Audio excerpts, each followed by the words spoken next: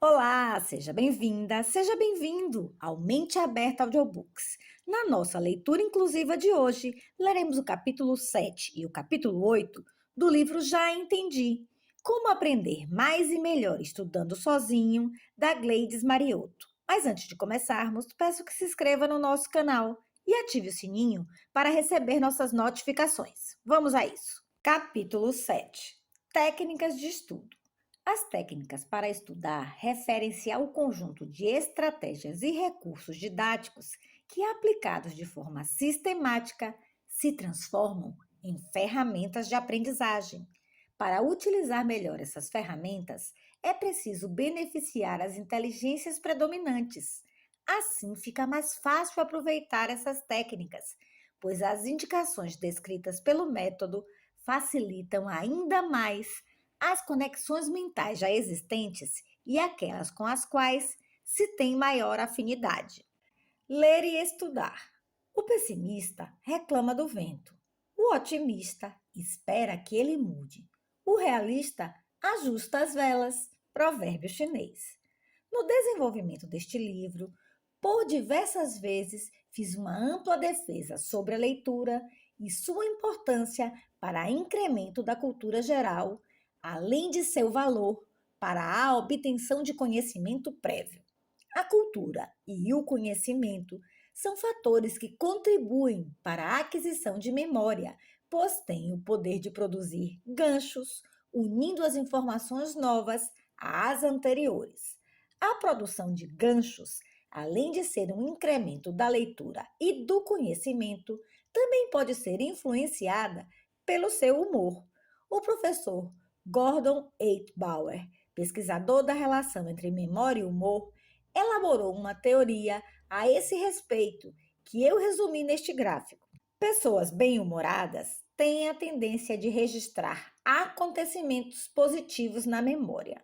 Pessoas mal-humoradas têm a tendência de registrar acontecimentos negativos na memória.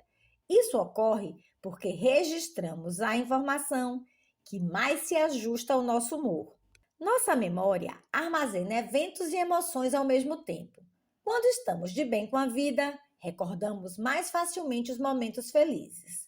Quando estamos infelizes, recordamos mais facilmente os períodos infelizes. Portanto, apoiado nos estudos desse pesquisador, procure encarar seus estudos com um ótimo humor. Pense em suas matérias como um instrumento para o progresso e como uma oportunidade para uma vida melhor. E, principalmente, tenha a leitura como sua principal ferramenta de trabalho. Dica: todas as informações que puderem ser associadas ao que você já souber e que estejam relacionadas com o novo conteúdo estudado servirão de rede para capturar, magnetizar e, sobretudo, organizar a nova informação. Então, a técnica é simples. Basta perguntar-se: o que eu já sei sobre esse assunto? Aquilo que você já souber será provavelmente o gancho para as coisas novas. A leitura é um processo de construção de sentidos que tem o poder de desenvolver conhecimentos prévios sobre o tema a ser estudado. Portanto, ela constitui um dos fatores determinantes da interpretação de textos, pois sabemos que sem interpretação não há estudo possível. Portanto, ler e estudar são uma dupla inseparável. A leitura literária, aquela sobre a qual falei em capítulo anterior, tem propósitos importantes como trazer diversão, trazer conhecimento sobre a obra de um autor de quem gostamos, trazer sabedoria sobre a vida em outros lugares e outras épocas, além de nos dotar de experiência a respeito de vidas muito diferentes da nossa. Entretanto, aqui vamos conversar sobre a leitura específica para os estudos e não apenas para incrementar sua cultura. A leitura e a releitura de alguns trechos específicos do seu estudo têm por objetivo facilitar a compreensão de certos assuntos, e existem regras específicas para alcançar este objetivo. Além disso, a partir de uma leitura criteriosa, teremos condições de entender formas diversas de apresentação da informação, compreensão do uso de vocabulários específicos, além da capacidade de enfrentar outros conteúdos e novos aspectos do mesmo tema. Se o tema de seus estudos for um assunto complexo ou abstrato demais, pode não adiantar ler e reler os textos 1 milhão de vezes. Meu conselho é traduzir o texto para uma linguagem mais amigável. A linguagem do texto que você for estudar deve estar adaptada ao seu vocabulário para haver assimilação, senão ela ficará muito abstrata. Por outro lado, quando o assunto desperta o interesse e tem um vocabulário acessível, é comum a releitura de forma espontânea. O ritmo da leitura é outro fator que deve ser levado em consideração na organização de seus estudos. Ler rápido é possível, desde que você consiga entender o significado das palavras e das frases. Caso perceba que está confundindo o sentido das palavras ou perdendo o sentido do texto como um todo, diminua o ritmo e leia com mais calma. Livros não mudam o mundo. Quem muda o mundo são as pessoas. Livros só mudam as pessoas. Mário Quintana. Dica: depois de uma longa sessão de estudos em cima de textos, vale a pena usar uma técnica para auxiliar no rompimento do padrão mental. Estressado de tantas letras, desenhe com a mão não dominante. Por exemplo, se você for destro, desenhe com a mão esquerda e vice-versa. Não espere um resultado bonito desse exercício, mas tenha certeza de que será libertador de toda a atenção e ajudará seu cérebro a fazer novas sinapses. Antes do interesse pela escrita, há um outro, o interesse pela leitura. E as coisas vão mal quando só se pensa no primeiro, se antes não se consolidou o gosto pelo segundo. Sem ler, ninguém escreve. José Saramago. A arte de grifar e usar o marca-texto. A técnica de grifar palavras-chave tem suas especificidades e a ideia básica é procurar dentro do texto os termos principais, de modo que ao lermos as palavras soltas, consigamos uni-las em pensamento, recordando de todo o conceito estudado. Embora essa técnica pareça fácil quando descrita, se não for realizada de forma adequada, não surtirá o efeito desejado. Para se exercitar nessa técnica, você deve se acostumar a fazer resumos e a utilizá-los a partir de palavras-chave para ter mais habilidade em sua construção. Será a partir da prática que você terá a competência para escolher com muito cuidado as palavras-chave que devem ser grifadas. Dica: mas veja bem, para você anotar alguma coisa, em primeiro lugar, ouça ou leia a informação. A informação será processada pelo seu cérebro, passará por ele e, em seguida, por meio de suas mãos, passará ao papel. Você internalizou a informação. Ela foi processada pelo cérebro e depois inserida no papel. Este pequeno texto serve apenas para mostrar como nossa cabeça consegue fazer coisas impressionantes. Repare nisso. No começo estava meio complicado, mas nesta linha, sua mente vai decifrando o código quase automaticamente, sem precisar pensar muito, certo? A ideia é que, a partir de palavras-chave, você consiga resgatar em sua memória as ideias principais. Mais ou menos como funciona este texto a seguir, que muitas pessoas conheceram pela internet. Inicialmente, você terá alguma dificuldade para entender o sentido das frases, mas logo começará a resgatar as letras que não estão presentes, completando mentalmente as lacunas. É mais ou menos assim que funciona. Seu cérebro tem a competência de preencher espaços onde faltam letras ou onde faltam informações. Se na hora de selecionar o texto você escolher as palavras certas para grifar, conseguirá ter um texto muito enxuto e eficiente para estudar. O ideal é conhecer todos os formatos e técnicas de palavras-chave disponíveis, aproveitando aquelas que melhor se adaptam ao seu estilo de estudo. Eu tenho a minha opinião, até eu mudar de ideia. Sócrates. Outra dica que eu quero apresentar, além das palavras-chave, é circular frases ou conceitos importantes para fazerem sentido junto às palavras grifadas.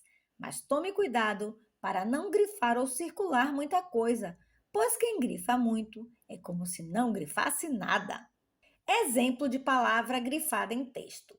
A função do grifo é destacar palavras-chave ou passagens do texto que você deseja chamar a atenção.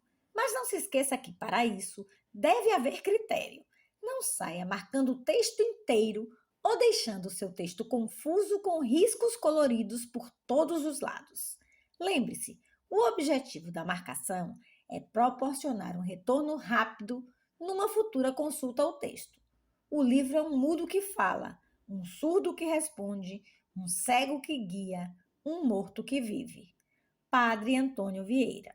Até aqui, tenho falado algumas vezes sobre palavras-chave e creio que não custa frisar mais uma vez o que quero dizer com esse conceito. Afinal, como você pode saber qual é a palavra-chave em um texto ou numa frase? Vamos praticar na frase a seguir.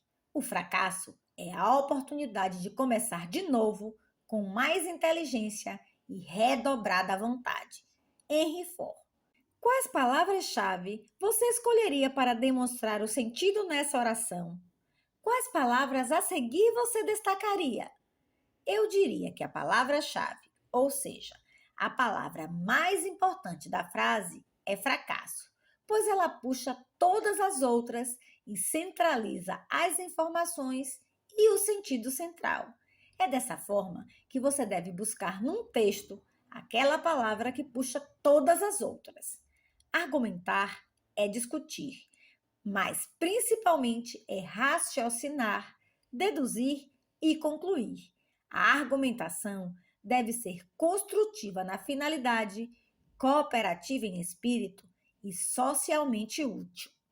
Whittaker Penteado. Dica: o hábito de anotar ajuda a fixar a informação. Ao escrever, aprendemos mais, principalmente se forem anotações manuscritas. Além de anotar pontos importantes da leitura, anote também as palavras-chave juntamente com símbolos. Por exemplo, veja o trecho a seguir. O mais importante é o seguinte: aquilo que você memorizar precisa tornar-se algo aprendido. A capacidade de memorizar é um passo importante para a aprendizagem. As palavras-chave serão aquelas que o farão lembrar do conteúdo como um todo, ou seja, são palavras que remetem à ideia geral da oração. Assim, na oração acima, eu escolheria as palavras memorizar, que é igual passo para a aprendizagem. Dica: anote suas dúvidas. Não deixe a dúvida passar batida, pois se seguir estudando sem anotar, pode esquecer da dúvida que tinha e não esclarecê-la. O ignorante afirma, o sábio duvida, o sensato reflete. Aristóteles. Fichamento. Uma das formas mais eficientes de registrar o conteúdo que você estudou é o fichamento. Quando fiz meu mestrado, os professores cobravam muito o fichamento de nossas leituras e eu confundia fichamento com resumo. Mas não é nada disso. Descobri somente mais tarde. A ideia é que, após realizar um bom fichamento de um texto, de um livro ou de uma apostila, você não precise mais recorrer o tempo todo ao texto original. Isso traz um ganho de tempo. A diferença fundamental entre o resumo e o fichamento é que no fichamento você coloca as ideias principais. Já no resumo, a obra estará toda reescrita, inteira, só que mais condensada. Percebe a diferença? A produção do fichamento deve ocorrer em etapas, iniciando por uma leitura geral. Nessa primeira leitura, você terá a contextualização do assunto como o tema tratado, os aspectos estruturais, o vocabulário e os conceitos introduzidos. Após essa primeira aproximação, selecione cuidadosamente as ideias e destaque a estrutura central do assunto, isolando a ideia. Resumo: use palavras leves e argumentos pesados. Provérbio em inglês. Há professores que pedem, inclusive, que o fichamento seja feito em fichas de verdade, como esta logo a seguir. Elas podem ser compradas em livrarias ou papelarias, mas atualmente é mais usual fazê-las no computador. De qualquer forma, a estrutura continua sendo a mesma. No cabeçalho, indique o assunto e a referência da obra, com o nome do autor, título, local da publicação, editora e ano. Desta forma, Marconi, Márcio de Assis, Garimpos do Interior Paulista, São Paulo, EDUSP, 1978, 152p. Humberto Eco, filósofo e escritor italiano, escreveu um livro muito consultado por acadêmicos chamado Como se faz uma tese. Nesta obra, ele indica vários tipos de fichamento, entre eles A. Fichamento de ideias. Contém apenas as ideias que surgem no texto para depois serem retomadas. B. Fichamento temático. Contém o que vários autores falam sobre um mesmo tema. C. Fichamento por autores. Elabora uma lista de autores revisados. D. Fichamento de citações. Depois de isolar as melhores ideias de cada autor, deve-se copiar exatamente o texto que ele produziu citando a fonte. É fichamento de leitura. Produz uma espécie de resumo com o conteúdo de todas as suas leituras. Diante desse panorama, cabe a você escolher qual tipo melhor se ajusta ao trabalho que pretende realizar. A educação de que precisamos há de ser a que liberte pela conscientização, a que comunica e não a que faz comunicados. Paulo Freire. Como fazer um resumo eficiente? A vida é como andar de bicicleta. Para ter equilíbrio, você tem que se manter em movimento. Albert Einstein. Acredito que em sua vida escolar você teve diversas ocasiões a oportunidade de resumir livros, artigos ou trabalhos. A professora entregava um texto e dizia: leitura e resumo para a próxima aula. Assim, um resumo é um texto abreviado, coerente, com destaque apenas para os pontos principais do documento principal. Solicitar um resumo é senso comum entre os professores, justamente por ser uma arma eficiente nos estudos, pois resumir é muito mais do que reescrever um texto. Ao produzir um resumo, você investe em concentração e reflexão, e isso será mais eficiente se você fizer esse trabalho de forma consciente. Entretanto, tome cuidado, pois na elaboração do resumo, você estará estimulando fortemente a memória de curto prazo, aquela que tem grau de fixação mais frágil e, portanto, é possível que, se estudar apenas por meio de resumos, eles caiam no esquecimento muito rapidamente. Mas não podemos negar os ganhos desse exercício se ele for bem feito.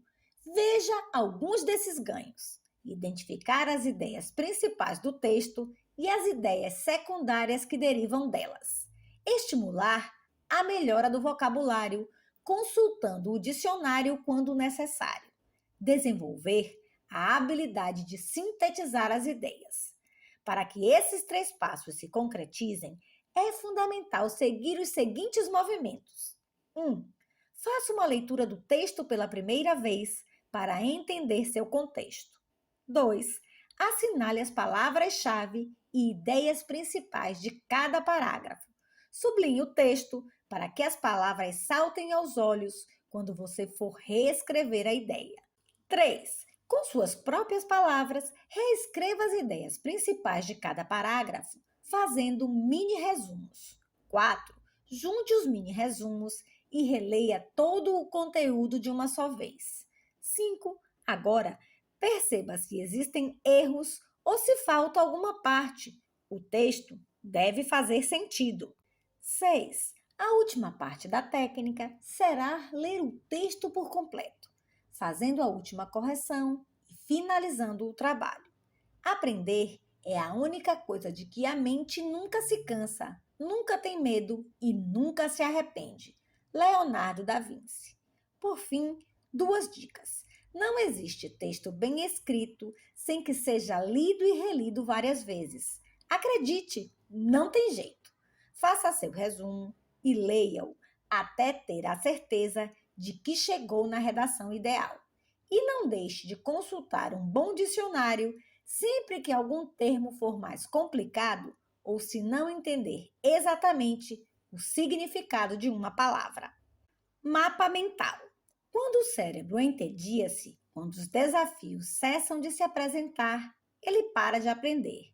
Por isso, é importante procurar por sistemas de aprendizagem simples e divertidos que estimulem múltiplas inteligências. O mapa mental é um desses sistemas. Mapas mentais. Aprender, planejar, organizar, criar, inovar, inspirar, resolver, comunicar. E já que estamos falando sobre formas de fixação de conteúdo, vamos tratar desta ótima ferramenta para fazer anotações visuais e memorizar o conteúdo de seus estudos. Veja inicialmente algumas vantagens de trabalhar com os mapas mentais e em quais situações eles podem auxiliar. Quando existe um excesso de informações para organizar, para absorver, compreender e memorizar um conteúdo, para organizar o pensamento e estruturar o discurso. A má notícia é que o tempo voa. A boa notícia é que você é o piloto. Michael Altshuler. Esse pode ser um valioso recurso para facilitar seu aprendizado, para gerir conteúdo e administrar o excesso de informações. Em alguns casos, um formato de mapa mental pode funcionar melhor para você e pode não funcionar para outra pessoa. Dessa forma, vale a pena testar várias opções de estruturas, percebendo aquelas com as quais seu cérebro funciona melhor. Nessa investigação, verifique também o que não funciona. Pesquise quais cores, quais tipos de anotações e formas ajudam seu cérebro a se manter atento ao conteúdo. Assim, o conteúdo será mais facilmente armazenado e recuperado a partir dos famosos ganchos. Para deixar seu mapa mental mais emocionante, faça anotações com canetas ou lápis coloridos, pequenos desenhos ou insira ícones simples. Eu uso muito um recurso que pode ser útil para você também. Coloco lembretes para eu mesma prestar atenção às anotações, como se eu estivesse avisando outra pessoa. Por exemplo, ao lado de uma informação importante ou de um conceito fundamental, escrevo: atenção, cuidado, veja isso, não esqueça. Assim mesmo, cheio de pontos de exclamação e grafia exagerada. Mas só uso esse recurso quando a informação é realmente importante. Senão, ele fica banalizado e deixa de ser visto como importante. A imaginação é mais importante que o conhecimento. Albert Einstein. Outro recurso que auxilia na retenção de conteúdos, principalmente quando se tratam de números e porcentagens, são os gráficos coloridos em forma de pizza ou de palito. São gráficos simples, que não demandam habilidade para desenhar. A ideia é apenas a de organizar as informações. Quando eu faço isso, normalmente na hora da prova, a imagem volta à memória, o tal gancho, e creio que em parte seja devido ao tempo que sua elaboração demanda e em parte pela dedicação em transpor os conteúdos. Enfim, não sei por que funciona, mas sei que funciona muito bem. Não importa quantos recursos você tem, se você não sabe como usá-los, nunca serão suficientes. Autor desconhecido. Na minha opinião, um mapa mental é a maneira mais fácil de introduzir um assunto e extrair informações de um texto, pois ele possibilita que você saiba onde estão as informações e para onde elas vão. Fazendo conexões entre as palavras, você consegue manter uma linha de raciocínio e coloca uma grande quantidade de dados num só lugar. Este recurso o ajudará a entender e lembrar do conteúdo.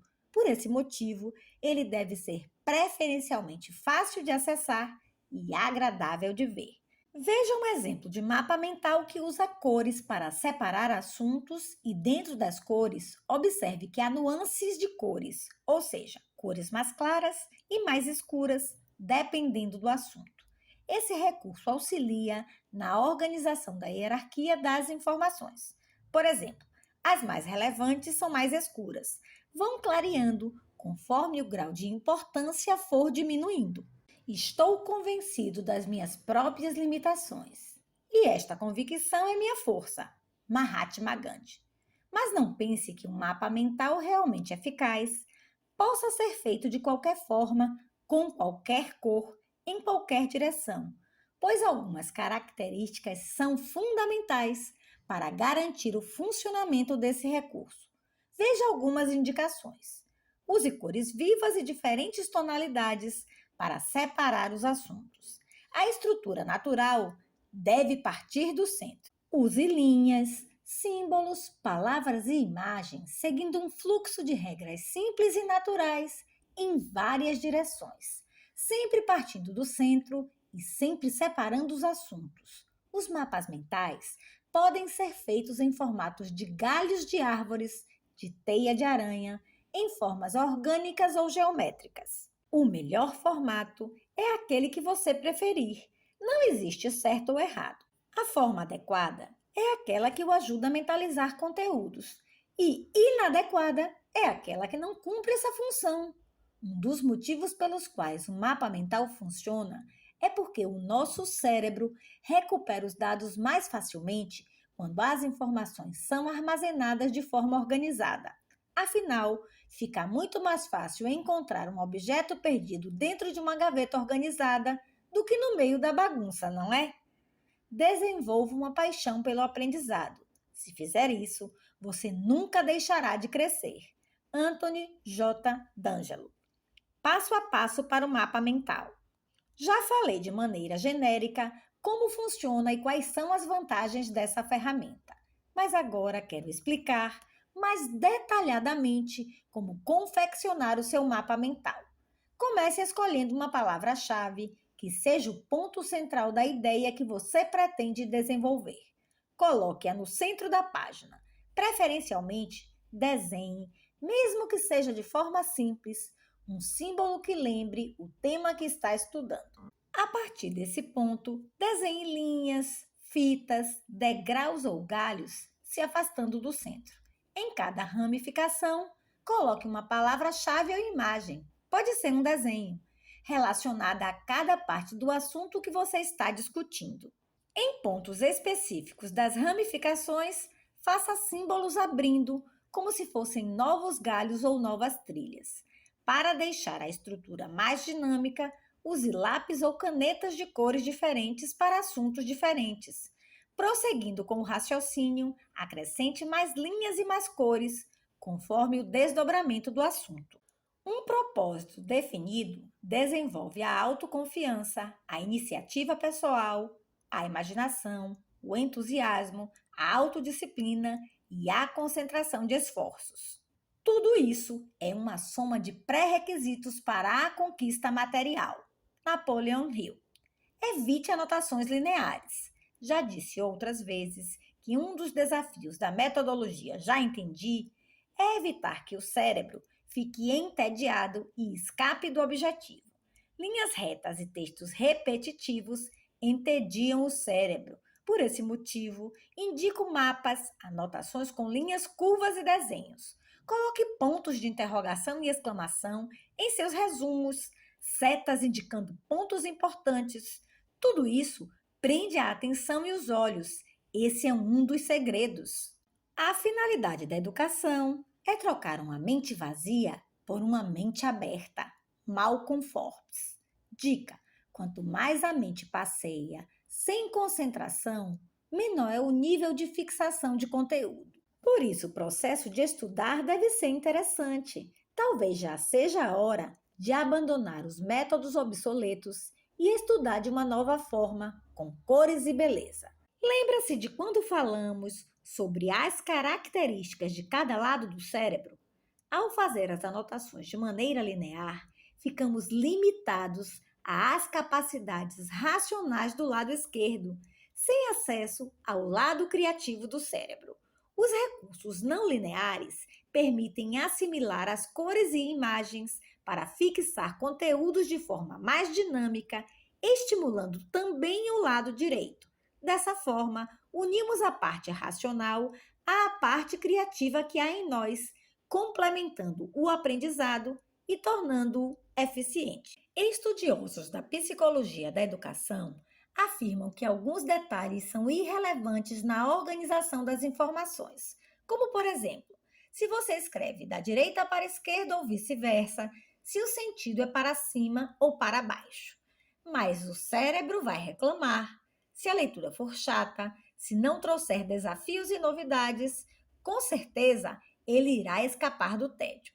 Lembre-se, o cérebro, além de precisar de estímulos constantes, aprende por repetição. Existe um provérbio oriental que diz: se eu escuto, esqueço.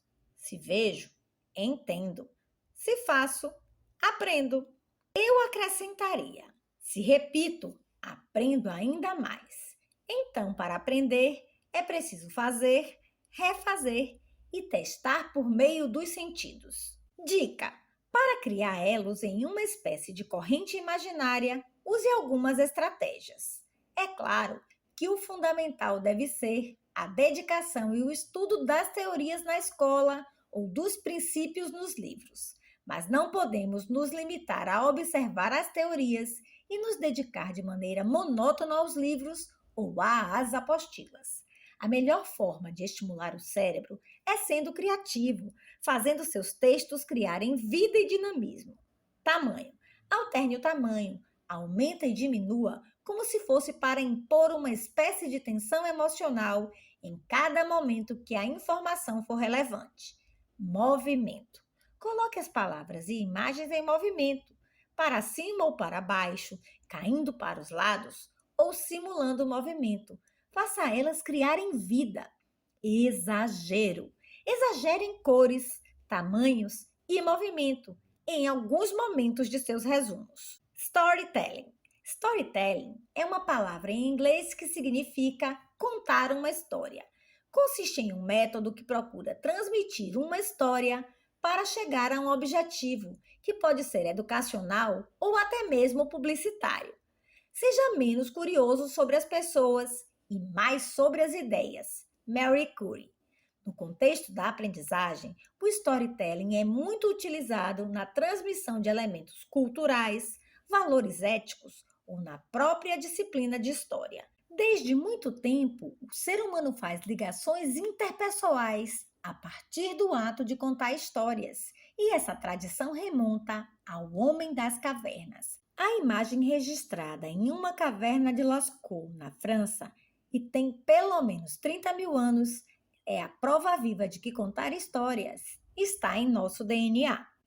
O storytelling, mesmo não sendo percebido na maioria das vezes, está presente no cotidiano, em locais como o cinema, a televisão, a literatura, o teatro e até mesmo em videogames. A mente humana parece se lembrar de histórias muito mais facilmente do que qualquer outro tipo de fenômeno. Isso é comprovado no decorrer da vida. Percebemos que as histórias são tratadas de maneiras diferentes dentro da memória em comparação com outros tipos de informações. No mundo ideal, nós conseguiríamos montar o conteúdo de nossas aulas assim como as histórias são estruturadas, com os princípios de início, meio e fim. Mas nem sempre isso é possível, em parte pela falta de tempo, em parte pela nossa própria falta de imaginação. Mas, caso não seja possível estabelecer essa condição ideal, ao menos introduza alguns conceitos de storytelling na hora de estudar, como, por exemplo, a ideia de causa e efeito. Os personagens e conflitos também são elementos fáceis de relacionar com as informações a serem aprendidas. Músicas também funcionam muito bem para relacionar informações, mas acho que deve ser uma tarefa impossível criar uma música para cada tema de estudos, não é? Portanto, Acredito que usar elementos de storytelling é uma ferramenta possível e de fácil elaboração. Por isso, uso sempre que posso. Entenda que não estou falando de uma super história, senão você vai passar mais tempo pensando na história do que na memorização dos fatos. Esse recurso deve ser usado após se pensar muito bem no custo e benefícios da ação, para não atrapalhar mais do que ajudar. Não é o mais forte que sobrevive, nem o mais inteligente, mas o que melhor se adapta às mudanças. Charles Darwin. Variar para não cansar. O ato de estudar demanda muito esforço intelectual e também esforço físico. Já disse antes que o cérebro não foi programado para esforço, e sim para driblar as dificuldades e economizar energia. Toda vez que o cérebro entra em nível elevado de estresse, tende a entrar em modo automático, desviando sua atenção para outra atividade mais prazerosa. Portanto, entre tantas tarefas às quais devemos nos dedicar, uma delas é capturar o cérebro cada vez que ele tentar fugir de suas tarefas. Muitas pessoas caem na rotina dos estudos e acabam automatizando seus processos mentais. Isso, à primeira vista, parece algo bom. Entretanto, a médio e longo prazo, acaba por não funcionar e a aprendizagem fica prejudicada. O cérebro precisa de desafios, tem necessidade de sair da zona de conforto. Para isso, você deve criar novas dinâmicas e desafios para estimulá-lo. Procure fazer coisas diferentes e criativas no dia a dia, mesmo que seja por brincadeira. Por exemplo, mude os objetos da casa de lugar, faça jogos, monte quebra-cabeças, aprenda um novo esporte, escove os dentes e os cabelos com a mão não dominante. Todo tipo de movimento novo e criativo tem papel importante no estímulo da inteligência. Dica: no século XIX, um pesquisador fez um experimento interessante. Durante um mês, anotou todos os pensamentos que lhe vinham à cabeça, a caminho para o trabalho. Descobriu que apenas 20% desses pensamentos eram novos. O restante eram pensamentos repetitivos. Resolveu, então, fazer caminhos diferentes todos os dias e os números se inverteram. Com novas paisagens todos os dias, 80% dos pensamentos passaram a ser inéditos. Quando penso em novas e criativas formas de estudar, meu conselho é que você use os mesmos recursos que eu usei durante meu primeiro vestibular, que depois transformei na metodologia Já Entendi e, por fim, no conteúdo deste livro. Para ter outros estímulos ao olhar aquelas apostilas que eram todas muito parecidas, eu fazia cópia das páginas e recortava, colava e coloria os textos, colava papéis na parede, fazia avisos para mim mesma, enfim, usava recursos simples, mas abundantes para meu próprio estímulo. O resultado era que eu tinha exatamente o mesmo conteúdo, mas de forma customizada, criativa, a meu modo. Ao finalizar um tema ou um capítulo, eu não esquecia mais o conteúdo, pois tinha um retrato mental dos tópicos construído a partir de formas que eu entendia funcionar melhor. Depois de remontar aquelas folhas, eu voltava com canetas marca-texto e buscava as palavras-chave. Esse processo funcionava muito bem. Foi a forma mais eficiente que eu encontrei para driblar minha constante falta de atenção e o tédio de estudar sozinha. Veja a seguir alguns exemplos de como customizar os textos. O homem, para ser completo, tem que estudar, trabalhar e lutar. Sócrates. Dica: evite o tédio. Faça desafios constantes a você mesmo. O cérebro precisa de estímulos constantes para se adaptar a novas situações. Portanto, procure sempre novas atividades e novas formas de interação para estimular seus neurônios. Além de usar recortes e cores para destacar os conteúdos, há outras técnicas que ajudam a tornar a sua rotina mais dinâmica, alegre e criativa. Faça as suas a partir de suas habilidades, tempo e disposição. Inteligente é aquele que sabe aonde quer ir. E mais inteligente ainda é aquele que sabe onde não deve voltar. Autor desconhecido. Capítulo 8. Curiosidades e dicas de estudo. Eu sou parte de tudo o que li. Roosevelt. As 10 melhores técnicas de estudo segundo a ciência. Em janeiro de 2013, a revista científica Psychological Science in the Public Interest publicou o resultado de uma pesquisa amplamente divulgada na internet e em algumas revistas brasileiras. Vou fazer um breve resumo dessa pesquisa para que você tenha outras opiniões além das indicadas na metodologia que desenvolvi.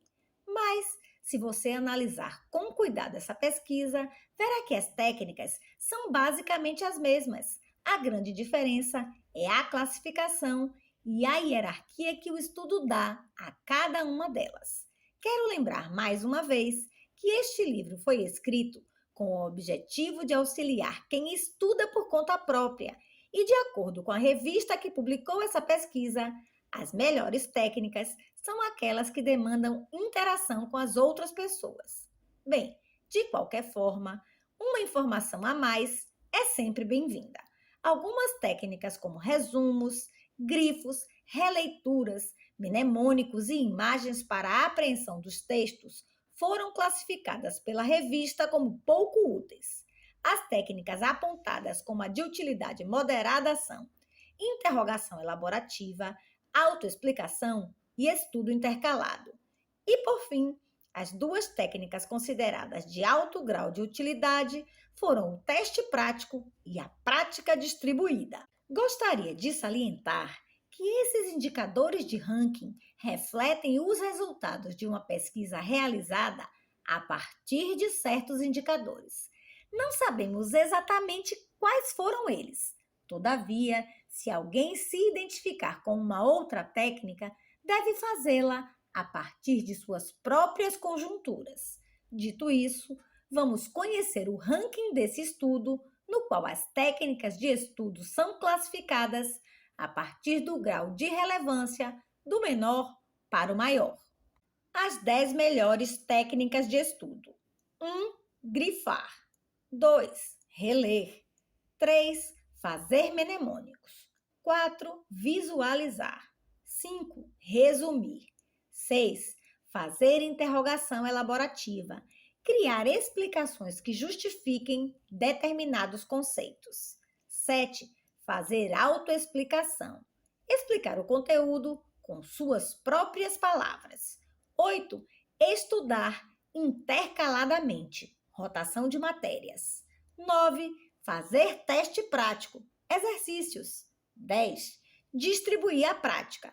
Estudar ao longo do tempo, em vez de concentrar em um só período. Há 3 coisas na vida que não voltam: as palavras, o tempo e as oportunidades. Autor desconhecido.